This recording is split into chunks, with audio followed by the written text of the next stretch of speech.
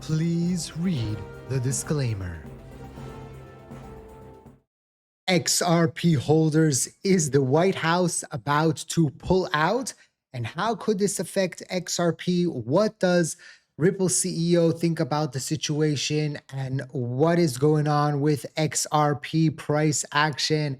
Hello, beautiful people. Shalom, moneymakers. Happy Saturday. Let's get into it. We're going to start out with the price action of XRP here this morning, and then we'll get to all the news and what's happening, Clarity Act, geopolitical situation, what a massive whale is doing, all the great stuff. So currently, XRP is sitting at $2.05, down 0.41% on the day. XRP continues with its lackluster price movement. The roller coaster continues. Whoa, right? We went from opening the year up with a lot of hype, a lot of excitement from social media, from people, into a situation where XRP has come back down to earth a little bit, has leveled up. The water has leveled up back. You know how they say water always finds its level. Well, XRP found its level here with the rest of the crypto market. You can see year to date up 11.38%, which is in line with, Bitcoin's up 8.51%. Ethereum is up 10.89%. Solana is doing a little bit better, up, where is it? 15.4%. And again, ever since XRP was featured on CNBC, it's been downhill since then. It's like the Jim Cramer curse, right? So currently we're sitting in the situation where we're back into the technicals, right? If we go into the technicals, we flipped to the strong sell on the moving averages. The short term are sell, only the 30 and 150 is giving us a buy, and the longer time frame are giving us a sell again. On the oscillators, we have neutral, buy, sell, and so it's kind of a mixed bag here. Neutral on the oscillator, strong shell on the moving averages. And interesting, Bitcoin has in the shorter term is buy because of the movement that we saw. Right, we had that run up that happened where XRP is on the decline. So XRP had the run up and then the decline. It kind of again, water found its level. Similar thing with Ethereum. It will be very interesting to see as we opened up the year. We're already midway through January, kind of crazy, right? That we are in this situation where the crypto market again, it had its very strong opening, a little bit of a cool down. We'll talk about the whole situation with the Clarity Act in just a second, and the Supreme Court decision in just a second as well. Make sure to watch all the way to the end of the video. But before we continue, we have a very big thing happening with one of our partners, BYDFI. We're having up to $10,000 worth of XRP is going to be distributed between my viewers, between my signups here. The more you trade, the more you're able to gain in XRP. So if you are interested, so you can sign up to BYDFI through my website here. You go to my website, you scroll down. You don't have to sign up. You just scroll, push BYDFI, and then you can sign up here. So if you are interested, link is in the description down below, and then you sign up. This is an affiliate link, so it helps support the channel, it helps us keep going. If you're already trading and you're already interested, I'd really appreciate you if you sign up through my link, so I will get a commission. And thank you for that. I just want to remind you again that this video is for educational purposes, for entertainment purposes only, not financial advice. Always do your own due diligence before you decide to invest. Very, very important. So this is the scoop coming from Eleanor. She says, the White House is considering pulling its support for the crypto market structure bill entirely if Coinbase does not come back to the table with a yield agreement that satisfies the bank and gets everyone to the deal. A source close to the Trump administration told Eleanor. The White House is said to be furious with Coinbase's unilateral action on Wednesday, which it apparently was not notified of in advance, calling it a rug pull against the White House and the rest of the industry. The White House does not believe that one company speaks for the entire industry, as the source continued. This is President Trump's bill at the end of the day, not Brian Armstrong's, the source said. So there's a tackle now between Coinbase and the White House. This is getting a little bit sticky, right? Garlinghouse had this to say on the Clarity Act postponement and Coinbase withdrawal of support. Let's take a listen. Clarity is always better than chaos, and the industry needs clarity. Perfection, I think, in my experience, is the market structure bill that's pending in the banking committee, is it perfect? No, certainly not. But is it better than nothing? Absolutely. And I think we need to continue to work constructively with Washington to get and continue to iterate what is already sitting in front of the banking committee to make it better. But we shouldn't give up now. We are so close. Clarity is always better. Whoops. Again, the fear is that if this doesn't get through, it won't get through. It will never get through. Meaning that maybe the midterm elections go the opposite way. There's more Democrats. The Democrats don't want to pass it. And then next administration, maybe it's Democrat. We don't know. And then they don't want to pass it as well. So the fear is that this doesn't get, if it doesn't get, this year done, it will never get done. That's the fear in the market. This is another interview here from Mike Novogratz and why the bill is really stuck. Let's take a listen. We're down in DC. I spent a day and a half down there this week.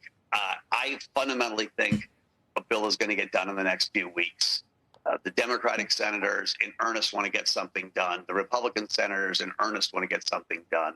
These are complicated bills. It would be complicated if me and you sat down and tried to write the bill. But when everyone is pushing for their own agenda, right. Well, let me ask you about the bill, because I think there's maybe many more sticking points than that. But the two that people focus on right now is just what authorities the CFTC has versus the SEC, and perhaps maybe the bigger one. And you hear people like Brian Moynihan get asked about it and others, just about stable coins and what, how they will work and whether, depending on what they're allowed to be able to do, whether ultimately you're going to have a lot of money coming out of the banking system and what that means to credit in the country. Yeah, listen, this is an issue that the banks have brought up, and they have an amazing lobbying army, right? So they have come down, and one of the reasons the bill is stalled is the banks are saying, oh my goodness. If you go to JP Morgan right now, or Bank of America, or any of the big banks, and you put money in a savings account, you get about 11 basis points or 1 basis point. So the banks are making a tremendous amount of money holding our savings and depositing at the Fed at 3.5%, 4%. They worry that stable coins could have deposit flight. The reality is, well, but just to be clear, they worry if stable coins are allowed to effectively accrue interest or some other kind of points or other things, that there would be deposit flight. That is right now. That's the central issue, because they're not allowed to technically yet. Yes, or the banks would have to raise their interest, pay the consumer maybe a fair rate, and make less money. So that's the bottom line, right? That's the whole situation. Why we're seeing this get delayed. The market is saying, well, yes, that is a big thing, right? The stable coins. But on the flip side, all the other companies that are, going against Coinbase are saying, yeah, but if we don't get this done now, it might never get done. So Mike thinks that this is going to get solved. People are saying, well, maybe we can change it later. Maybe we can put an amendment in. And so we'll see how this plays out. Senator Cynthia Loomis says lawmakers are closer than ever to delivering the country's pending crypto market structure bill despite the legislative delays. So we'll see what could potentially happen here. Stable coins, the whole market continues to grow. We just got news last night that Interactive Brokers, one of the biggest brokers in the world, adds stablecoin funding. So USDC is live with Ripple, RLUSD, and PayPal's PYUSD coming next week.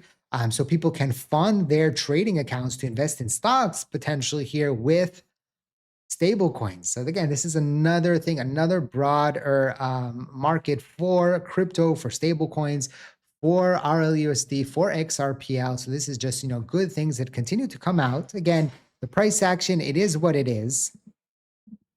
Regarding the Supreme Court decision, although the probabilities, if you look at all the poly market and things like that, it seems low probability that the Supreme Court will rule in favor of President Trump's and his tariffs. The White House says it's highly confident the Supreme Court will rule in favor of President Trump's tariffs, right? And even if, again, we've talked about this, even if they do rule against it, there are possibilities to kind of dance around it and find ways. So it's still a big headline, it's still a big deal, but it will be very interesting to see what the decision comes out. How does it affect the markets when it does come out? Right now, if we go to the fear and greed index, we're at neutral. So the market isn't too fearful and the market isn't too greedy, right? Although if you ask yourself, do you feel, neutral? Do you feel better? Let's say, okay, so XRP, yes, it went up and then it pulled back. But if you go like to December, 29th, 28th, when XRP was at $1.89, do you feel more greedy right now than you felt then, right? When you were more fearful, when Bitcoin was, at 86,000, 87,000, 88,000, do you feel now more greedy, right? So it's kind of a funny gauge to kind of look at and to think about. But, it is what it is. This is just how the market is right now. We have a little bit less interest in anything that's related to crypto. And we'll see. We'll see how we play out and how we get out of this.